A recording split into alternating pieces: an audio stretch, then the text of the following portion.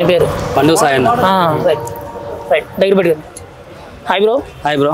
హరిహర వీరమల్లు సినిమాకి సంబంధించి ఇప్పుడు ముదిరాజుల సామాజిక వర్గానికి చెందిన కొంతమంది బీసీ నేతలు ఎవరైతే ఉన్నారో వీళ్ళందరూ కూడా సినిమా ఆపుతాము, సినిమాను ఖచ్చితంగా వక్రీకరించారు, పండుగ సాయన్న స్వతంత్ర సమరయోధుడు తెలంగాణ బిడ్డ అయిన ఆయన్ని కొంత కించపరిచే విధంగా ఈ సినిమా ఉందని చెప్పి ట్రైలర్ చూసి చెప్తున్నాం అని చెప్పి రీసెంట్గా ఒక ప్రెస్ మీట్ పెట్టారు.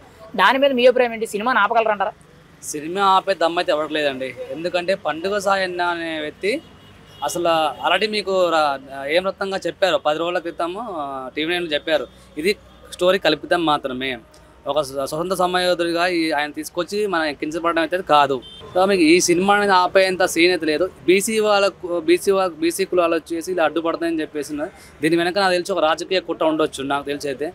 ఇది ఇంకా మీరు మూడు నిమిషాల ట్రైలర్కి ఇట్లా అంటే మీ సినిమా చూసిన తర్వాత చెప్పాలి కదా. సినిమా చూడడం ముందుకే దాన్ని కించపరిచారు అని మీద అనుకుంటే సరిపోదు కదా. సినిమా చూసిన తర్వాత నిజంగా తప్పులు ఉంటే అప్పుడు మీరు సినిమాకి వెళ్ళి డైరెక్ట్ అడగండి, డైరెక్టర్ కానీ ఒక హీరోని వెళ్ళి అడగండి ఎందుకు కించపరిచు అని చెప్పి. తర్వాత మీ ఆ స్టోరీని కట్ చేసుకోండి. అంతేగా మీ సినిమా చూడడం ముందుకే అంటే సినిమా అనేది ఇప్పుడే ఖచ్చితంగా నిలిపివేయాలి, సినిమాలో సీన్లన్నీ కూడా మళ్ళీ చిత్రీకరించి మళ్ళీ మార్చాలి అని చెప్పి చెప్తున్నారు. ఒక ట్రైలర్ చూసి సినిమాలో ఏముంది అని చెప్పి ముందు ఎలా చెప్పగలుగుతున్నారు?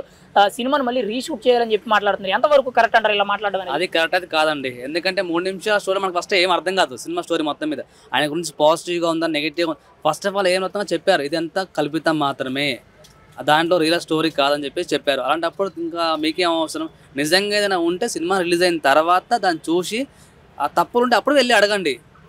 నాకు తెలిసి బీసీ వాళ్ళు ఇలా యాక్చువల్గా చేస్తున్నారంటే దీని వెనకాల ఏదో రాజకీయ కుట్ర ఉండొచ్చు నేను అనుకుంటున్నా బ్రో.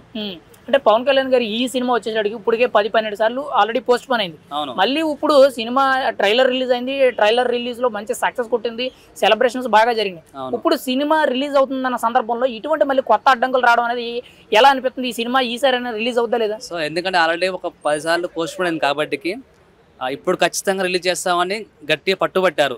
సో ఇలాంటి వాళ్ళు రావడం నాకు తెలిసి ఖచ్చితంగా రాజకీయ వాళ్ళ వెనక హస్తం ఉంది.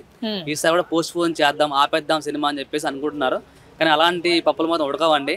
ఖచ్చితంగా 24కి సినిమా రిలీజ్ అవుతుంది, బాక్స్ ఆఫీస్ బద్దలైపోతుంది, ఇది మాత్రం పక్కా.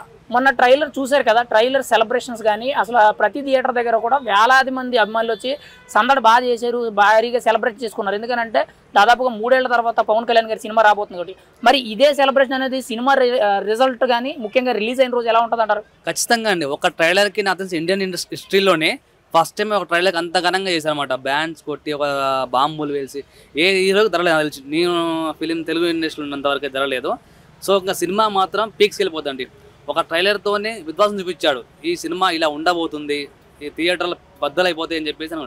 ఇంకా సినిమా రిలీజ్ అయితే మాత్రం ఇక ఎవడు ఆపలేడు. ఇంకా 24 అవర్స్లో 48 మిలియన్స్ వచ్చాయండి వ్యూస్ యూట్యూబ్లో. హిస్టరీ అండి తెలుగులో, అది ఎవరికి రావడం తెలిసి అయితే.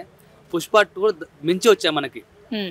ఇప్పుడు అది వ్యూస్ కూడా ట్రైలర్కి వచ్చిన వ్యూస్ కూడా ఫేక్ వ్యూస్ అని చెప్పి కొంతమంది మాట్లాడుతున్నారు. మీరేం చెప్తారు దాని గురించి? అది ఫేక్ అంటే ఇక అవన్నీ ఫేక్ అండి. యూట్యూబ్లో ఎవరిని ఫేక్ చేయలేరు, అంతా మీకు మొత్తం కనిపిస్తుంది కదా, దాని ఎలా ఫేక్ చేస్తే. అంటే పుష్ప 2 రికార్డ్స్ బ్రేక్ చేసిందని చెప్పి చాలా మంది కూడా ఫేక్ అన్నట్టు మాట్లాడుతున్నారు. ఎంతవరకు వాస్తవం? అంటే సినిమా బ్రేక్ చేస్తే అది నిజం, లేదు చేస్తే ఫేకా?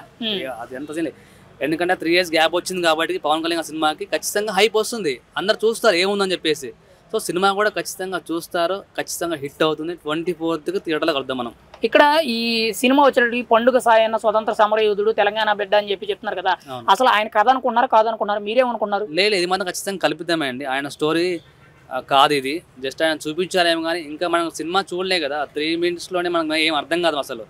సో సినిమా చూసిన తర్వాత నిజంగా తప్పులుంటే అప్పుడు వెళ్ళి మీరు అడగండి ప్రొడ్యూసర్ని కానీ, డైరెక్టర్ కానీ, హీరో కానీ. ఆయన తెలంగాణ యోధుడు కాబట్టి అలాంటి ఎవరు చేయరు. ఫస్ట్ ఆఫ్ ఆల్ చేస్తే తెలుసు ఎలా ఉంటుందో వాళ్ళకి.